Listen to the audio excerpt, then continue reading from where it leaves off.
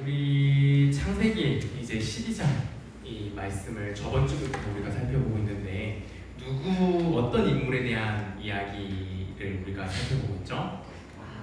아브라함에 대한 이야기예요. 여러분, 아브라함이라는 이름은 안 들어봤을 리가 없을 거예요. 한 번쯤은 다들 아브라함 이야기 들어봤고 대충 이게 뭔 일이 있었는지는 모르지만 그래도 이 이름만큼은 여러분들 그래 낯익게 듣고 있을 그 이름이 아브라함인데요. 여러분이 그렇게 낯익은 이유는 그만큼 중요한 사람이기 때문에 유치원 때부터 초등학교부터 계속해서 들려졌던 말씀이기 때문에 그런 인물에 대한 내용이기 때문에 그렇다라는 겁니다.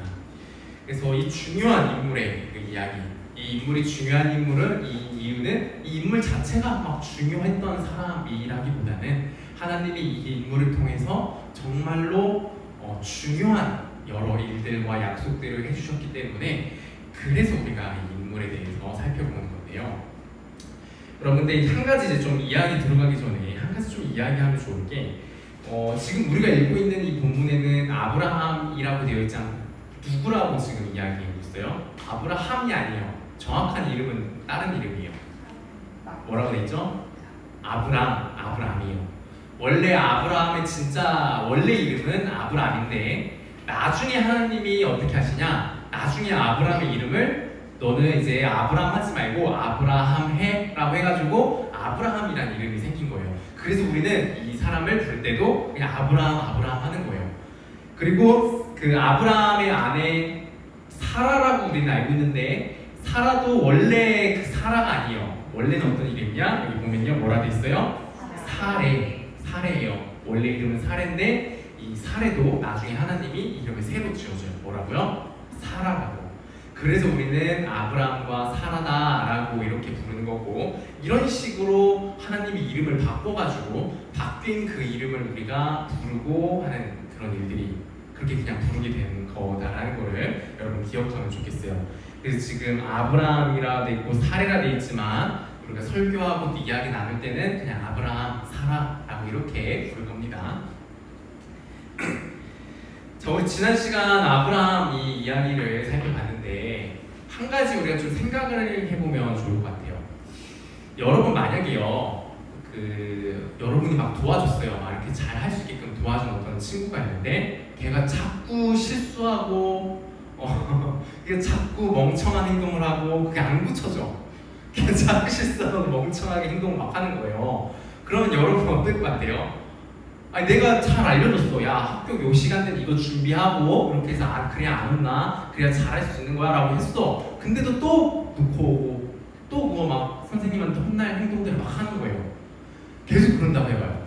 그럼 여러분 끝까지 포기하지 않고 그 친구를 챙길 수 있을까요? 당장 포기해버리겠죠? 당장 바로 포기해버리는 게 우리 사람의 일반적인 우리의 그러한 이치다라는 거죠. 자, 이거를 왜 시작할 때 이 이야기를 했냐? 바로 이 하나님과 아브라함의 사건의 이야기가 바로 그러한 일들이 흘러나가는 그런 일들이기 때문이에요. 자, 오늘 이야기 좀 한번 들어가 볼게요. 지난 시간에는 아브라함이 누구의 부름을 받았다고 했죠? 하나님의 부름을 받아서 하나님이 또 그냥 가나안 땅 가라라고 하지 않고 어떻게 해주셨다 그랬어요? 하나님의 약속을 해주시면서 내가 이러이러하게 해줄게. 내가 너 복이 되게 해줄 거고 네 이름 창대하게 해줄 거고 네 민족, 네 사람들, 가족들 아주 많게 해줄 거고 무엇보다 내가 너에게 너의 편이 되어주셔서 너와 늘 함께 해줄 거야 라는 그런 약속을 해줬단 말이에요. 그러니까 걱정하지 말고 두려워하지 말고 가나안 땅 가 라고 이렇게 얘기했던 거예요. 자, 이 약속을 받았고 그래서 아브라함은 가나안 땅 들어갔어요. 들어갔고 오늘 본문의 이야기는 뭐냐? 가나안 땅 가서 이제 잘 살면 되는데 어떤 문제가 발생해요. 무슨 문제냐? 아주 심한 가뭄이 일어났다고 해요. 그러니까 이제 어떻게 된 거예요? 먹을 게 있는 거예요, 없는 거예요? 먹을 게 없는 거예요. 먹고 살 수가 이제 살기가 어려워진 거죠. 그러니까 이제 아브라함이 어떻게 하냐? 애굽이라고 하는 나라, 오늘날의 어디? 이집트라고 하는 나라가 있어요. 그 나라로 아브라함이 자기 가족들을 끌고 골로 내려간 거예요. 이 애굽으로. 아브라함이 이제 왜 내려갔냐? 이거 조금 이렇게 이해하면 좋을 것 같아요. 요즘 그 한국에서도 지방에 사는 많은 사람들 있잖아요. 젊은 사람들 있잖아요. 그렇죠? 근데 일자리가 없어. 요즘 그게 문제라고 해요. 일자리가 없어. 그러면 일자리가 없으면 뭘 못 벌어요? 돈을 못 벌어요. 돈을 못 벌면은 뭘 못해요? 먹고 살지를 못해요. 그러니까 많은 사람들이 요즘 어디로 가요? 지방에서 어디로? 여기 이 서울로 올라오고 있다는 거예요. 왜요? 서울은 뭐가 많으니까? 일자리가 많고 먹고 살 양식이 많기 때문에 서울로 다들 오는 거죠. 이런 것처럼 먹을 게 없잖아요, 여기.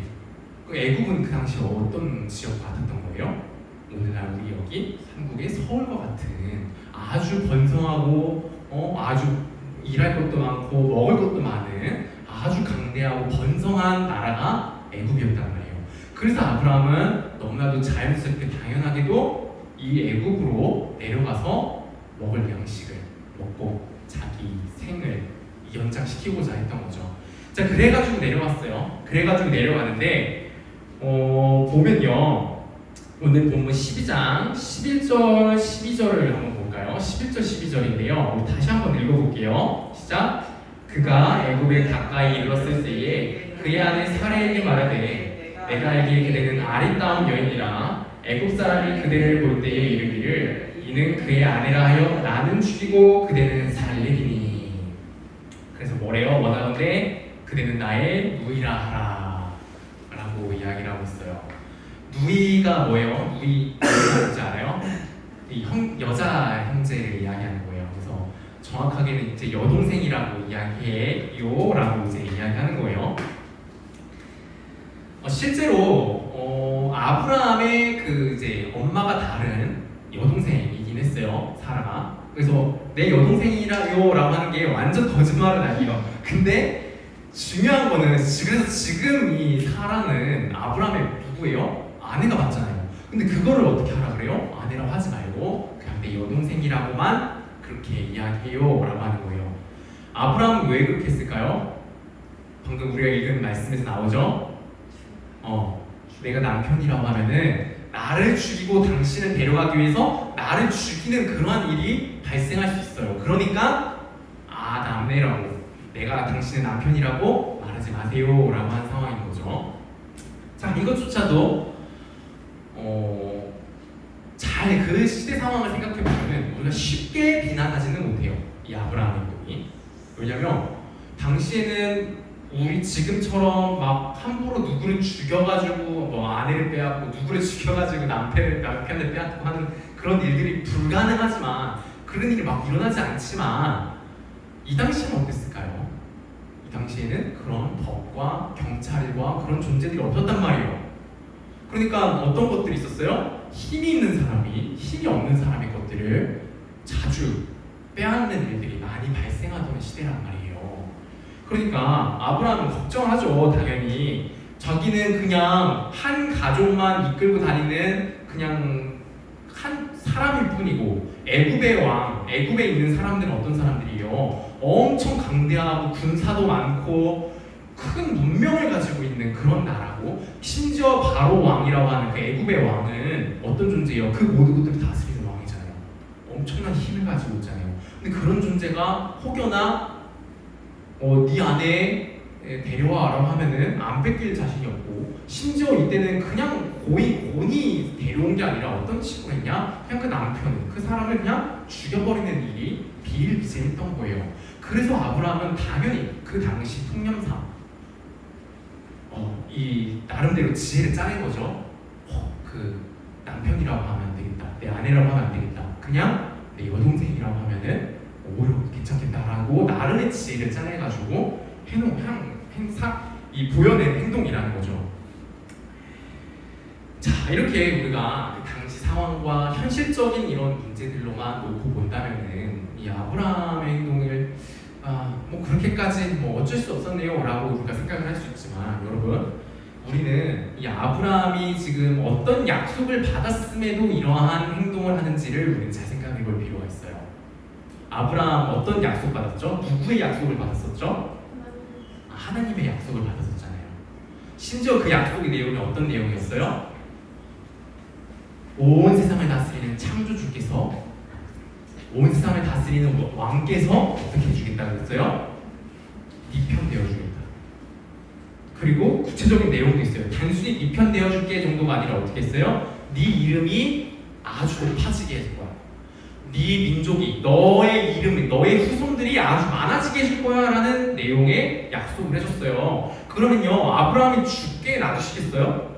하나님이 정말 그 약속대로 행해 주신다면은 아브라함이 다 죽어버려요. 지금 죽으면 어떻게 돼요? 자손 있어요? 없어요. 자손도 없이 죽게 되는 거예요. 그럼 하나님이 약속 지키는 거예요? 안 지키는 거예요? 안 지키게 되는 거잖아요. 근데 정말로 하나님의 약속을 믿었다면 아브라함이 그런 식으로 애굽에 내려가는 일을 한다든지, 애굽에 내려가면서 아내가 아니라고 하는 이런 일을 했겠냐는 거예요. 아니라는 거죠. 아브라함이 왜 이러한 모습들이 보이게 된 거예요? 그러니까 하나님을 믿었던 거예요? 못 믿었던 거예요? 믿지 못했던 거라는 거죠. 그래서 이러한 일들을 했다라는 거죠. 자, 이렇게 아브라함은 하나님 앞에서 굉장히 어리석은 행동을 한 거죠. 적절치 못한 결정과 행동들을 한 거예요. 정말로 이 약속을 준 자가 계시고, 정말로 이 약속이 정말로 믿어야 될 그런 내용이라면 이렇게 행동하면 안 돼요.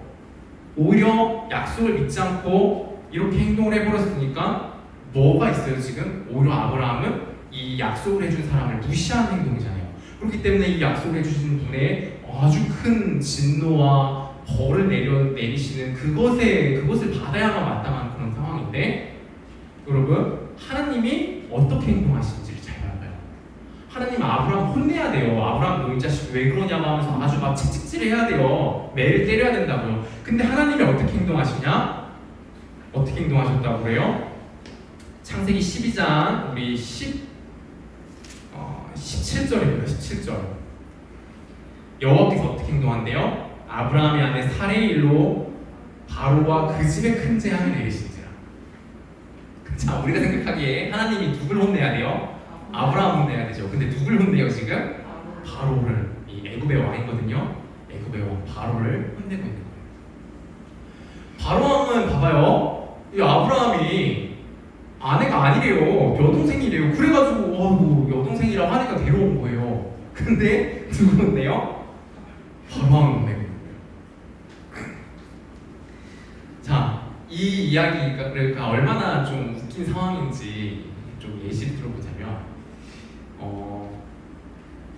우리 민재가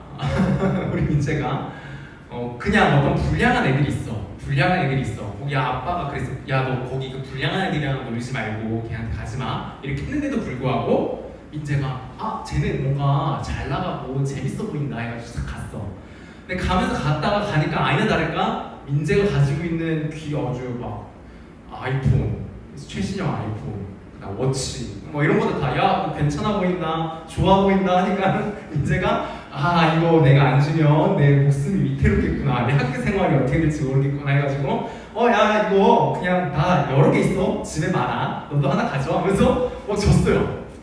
그 친구들은 그냥 민재가 주니까 그래 고마워 하면서 받고 막 한 거죠. 근데 나중에 민재의 아빠가 이제 오신 거예요. 아빠가 이제 와가지고 친구들 같이 놀고 있어서 보니까 아니 내가 민재한테 준 물건들이 저 친구들한테 가 있는 거예요. 그래가지고 야야야 너네 일로 와봐 하면서 이놈 자식들 일로 와봐 하면서 어떻게 하냐?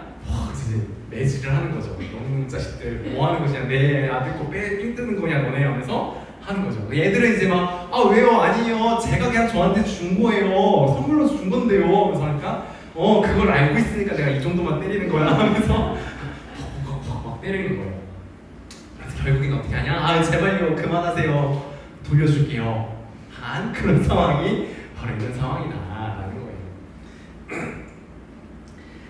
아브라함이 뭐예요? 아브라함이 아빠 말 안 듣고 자기 마음대로 행동했고, 아빠 말 신뢰하지 않아서 바보 같은 결정과 어리석은 행동들을 한 건데, 근데 하나님께서 그 모든 것들을 아브라함을 혼내지 않고 바로를 혼내고, 그래서 결국 어떻게 되죠? 아내 사례를 돌려받고, 그리고 여러분 하나 잘 기억해 봐야 될 거는 아브라함이 그 여동생을 이제 아내로 바로 하나 줬잖아요. 근데 그냥 데려갔겠어요? 아니요. 낙타와 소와 나귀와 이 종들과 재물들을 줘요.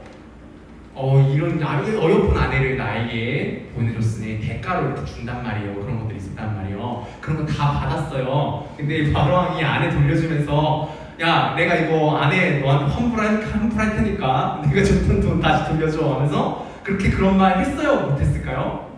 못했어요. 왜요? 하나님한테 너무 많이 맞아가지고 무서웠어. 못하고 그냥 다 줘요. 자, 그럼 결과적으로 아브라함은 바보 같고 멍청한 행동들을 했는데도 불구하고 결과적으로 아브라함은 손해를 본 게 있어요? 잘못된 일이 있어요? 없어요. 아브라함은 오히려 뭐가 생겨요? 아내도 다시 돌려받으면서 소와 나귀와 종과 여러 재물들도 다 얻어가지고 그럼 가나안 땅으로 돌아가게 된 거예요. 자, 여러분 여기서 우리가 한 가지 원리를 알 수 있어요. 어떤 원리냐면 늘 잘못은, 늘 멍청한 행동은 누가 하냐? 누가 늘 일을 망치나? 보면요, 인간, 사람이 늘 망쳐요. 사람이 모든 것들을 망치고 상처 입히고 망가뜨리고 멸망시키고 죽이는 일들을 해요. 근데요, 그 뒤처리, 그 뒷수습, 그 모든 문제들을 해결하는 건 누구예요? 하나님이 하신다는 거예요. 하나님이. 여러분, 구약 역사를 잘 생각해봐요. 아담과 하와 때부터 아브라함, 이삭, 야곱, 그 다음에 이스라엘 백성들, 이스라엘 왕국, 그 모든 역사들을 잘 생각해봐요. 여러분 들었던 것들 참 잘 생각해봐요. 그러면요, 잘못은 늘 누가 해요? 잘못은 늘 누가 해요? 사람들이요, 사람들이. 어떤 안 좋은 일이나 재앙들이 나타나고 살인하는 일들, 사실 그거 누가 다 하는 거예요? 사람들이 하는 거예요. 사람들이 서로를 못 살게 하고 서로를 괴롭혀가지고 서로가 그 죄로 인한 결과들을 받고 있는 거죠. 근데 그 뒷수습은 다 누가 해주시는 거예요? 하나님이 해주시는 거죠. 여러분, 우리가요, 하나님을 반역하고 우리 마음대로 살고자 하는 그런 결정들을 내려서 그러한 삶들을 살고 있을 때요, 우리의 그런 악한 마음들, 우리의 그런 죄된 마음들이 아무런 뒷수습 없이 하나님께서 이렇게 보호해 주시고 뒷수습해 주시고 해결해 주시는 이런 것들이 없었다면요, 여러분 그냥 우리가 마음대로 하는 게 정말 마음대로 그냥 다 흘러갔으면요, 여러분 우리 2023년은 오지 않았어요. 이 세상은 이렇게 유지될 수가 없어요. 진작 다 멸망했을 거예요. 우리 인류는 진작 다 멸종해버렸을 거예요. 정말로 그 가지고 있는 악한 마음, 악이들이 정말로 끊임없이 제한 없이 되었다면, 근데 우리가 이것이 그나마 제어가 되고 그나마 이렇게 세상이 이 정도 유지되는 이유는요, 하나님이 뒷수습을 해주고 계시기 때문인 거예요. 하나님이 은혜로 보호하고 계신 게 있기 때문인 거예요. 여러분 그런 말들 하잖아요. 세상이 삶이 어렵고 막 전쟁과 기근과 막 먹지 못해서 어려운 상황이 있는 그런 사람들이 어떤 원망들을 많이 해요? 신은 존재하는가? 신이 있다면 나에게 이런 일이 과연 이렇게 있을 수 있는가? 신이 있다면 세상이 이럴 수 있느냐라는 이런 말들을 하는데요, 여러분 정확하게 이야기하면요, 신이 있기 때문에 이 정도인 거예요. 신이 있기 때문에 그 정도에서 멈춘 거예요. 신이 있기 때문에 그 전쟁과 내전과 정말 희망과 소망 없어 보이는 그 상황임에도 불구하고 어느 누군가가, 어떤 나라가, 어떤 존재가 가가지고 도와주겠다고 우물도 파주고 먹을 것도 나눠주고 전쟁이 더 확산되지 않도록 막아주고 하는 그런 일들이 그래도 벌어지는 거라고요. 그래서 그 정도 사는 거라고요. 그래도 여러분 기억해야 돼요. 잘못은 늘 누가 한다고요? 인간이요. 그런데 그 모든 해결과 도와주시고 보호해주시는 건 누가 해주신다고요? 하나님이 해주신다. 그래서 우리는요, 아무리 내 상황이 어렵고 힘들지라도요, 그걸 가지고 하나님을 원망해서는 안 돼요. 우리는 오히려 감사할 수 있어야 돼요. 하나님 덕분에 이 정도라고요. 하나님 덕분에 이 정도에 그친 거라고요. 그리고 여러분 한 가지 더 생각하면 좋을 것은요, 하나님이 그냥 일반적인 세상과 사람들을 대하는 방식과요, 하나님이 자기 자녀를 대하는 방식이 또 다르다는 거예요.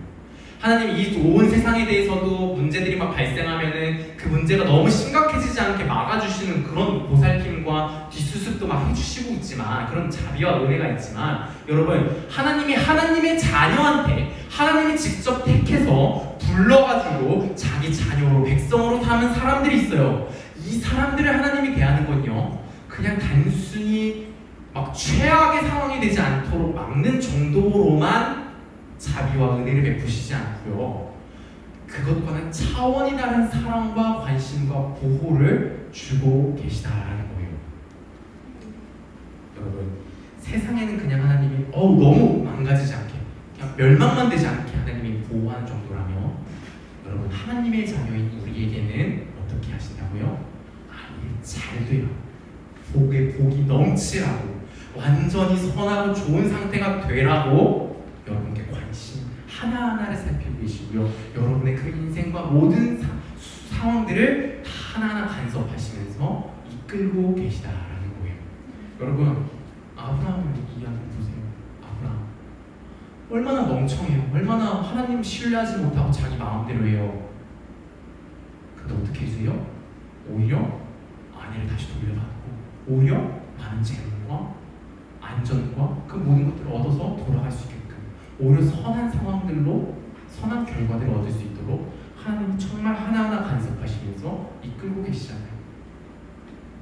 이것이 바로 하나님이 그 자녀들에게 행동하시는 그 마음이요 행동이다라는 겁니다. 여러분, 우리도 이걸 잘 생각해 보면 좋겠어요. 이 아브라함의 이야기와 이 아브라함에게 행동해 주시는 하나님의 이 이야기를 여러분 잘 기억하면서 우리의 이 삶도 잘 생각해 보면 좋겠어요. 여러분, 우리는 어떤가요? 우리는 어때요? 살면서 여러분, 솔직히 여러분이 생각하고 고민하고 결정 내리고 선택하는 그런 것들요, 여러분 막 지혜로워요? 여러분 굉장히 막 잘 선택하고 잘 결정하고 늘 최선의 어떤 결과들을 만들어내는 그런 일들을 막 해요, 여러분들? 아니요. 잘 생각해봐요. 곰곰이 생각해보면 여러분 대부분의 결정들을 어떻게 결정하냐? 별 생각 없이 결정해요. 어떤 친구들은 뭐 서양에 따라 좀 다르겠죠. 어떤 친구들은 굉장히 걱정 근심이 많아요. 그래가지고 이렇게 될까 저렇게 될까 고민을 정말 많이 하죠. 정말 많은 에너지를 거기다 쏟아요. 근데요, 그렇게 고민하는 것 치고 괜찮은 결정을 잘 내리나요? 최선의 선택을 내리나요? 그러지 못한 게 우리예요. 얼마나 그렇게 고민해놓고선도 바보 같은 결정들, 결국 그 이상한 결정들을 내리게 되는 게 얼마나 많은지 모르죠.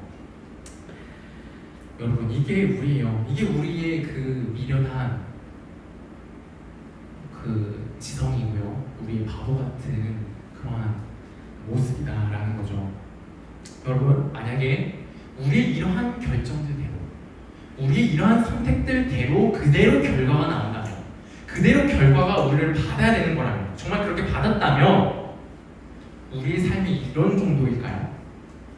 여러분, 우리가 무수히 내린 그 어리석은 결정들, 바보 같은 결정들, 멍청한 선택들 있잖아요. 정말 그것 그대로 우리가 다 받았다면, 결과를 받았다면 우리 이렇게 앉아있을 수 있을까요?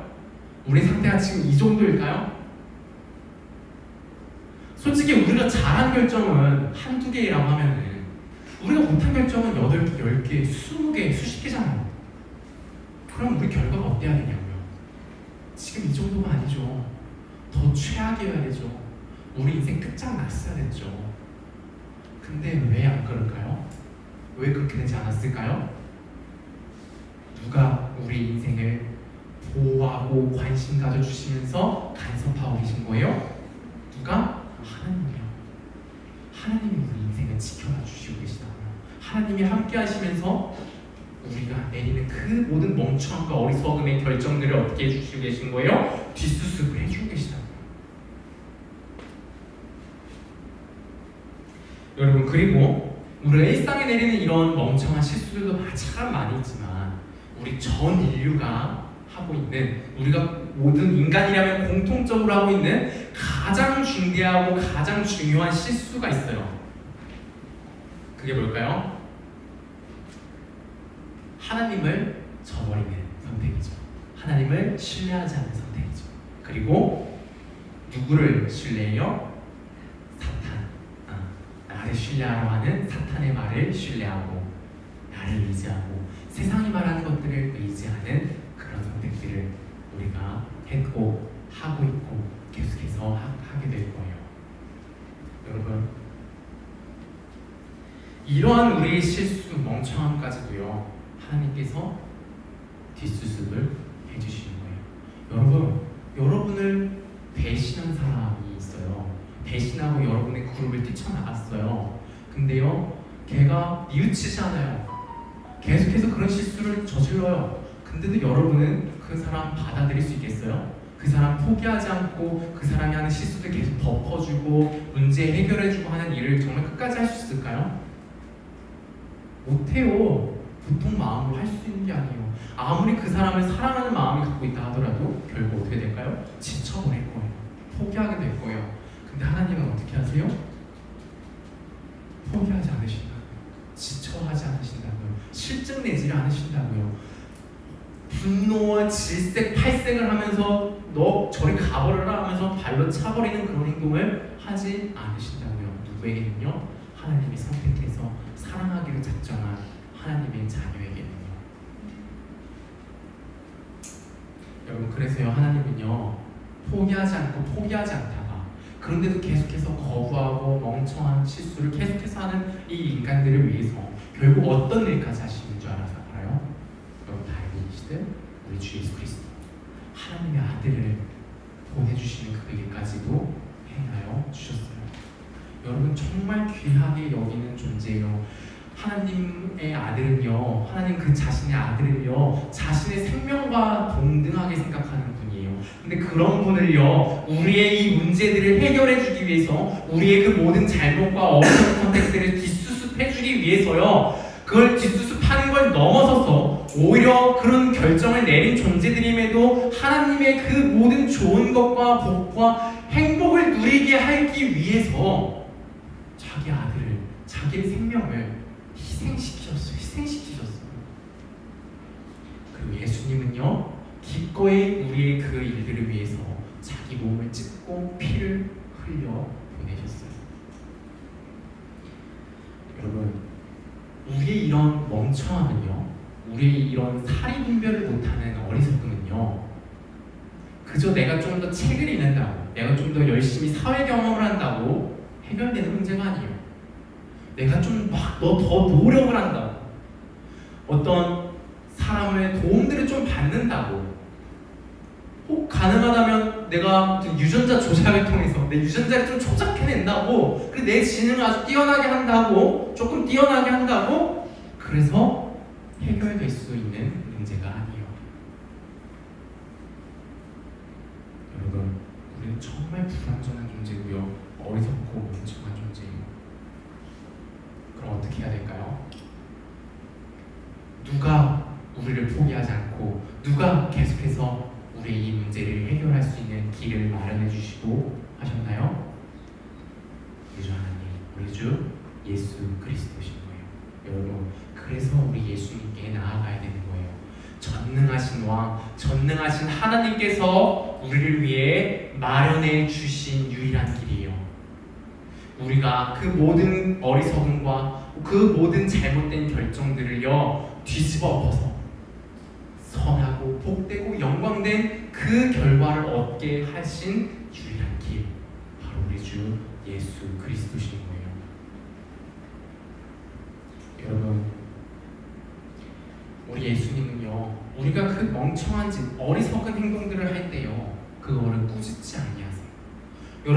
여러분 내 친구 당장 내 옆에 있는 사람 조금만 바보 같은 행동만 해도 어때요? 하하하 막 웃으면서 막 비웃고 조롱하고 하는 경우가 얼마나, 그런 마음 들어요. 얼마나 우스워요. 그거 조금만 봐도. 근데 여러분, 하나님은요, 아주 중대한 실수, 아주 중대한 문제를 일으킨 우리를 보면서요, 그거를 비웃지 않으세요. 조롱하지 않으세요. 오히려 어떻게 하세요? 정말 마음으로 아파하시고 슬퍼하세요. 그리고 어떻게든 그 상태에서, 그 하나님의 그 아름다움과 그 지혜로움으로 나아갈 수 있도록, 지혜로운 자 되게 할 수 있도록 구체적인 행동들을 하신 분이라고요. 여러분, 이런 분을 믿고 의지해야 되는데, 이런 분을 어떻게 믿어요?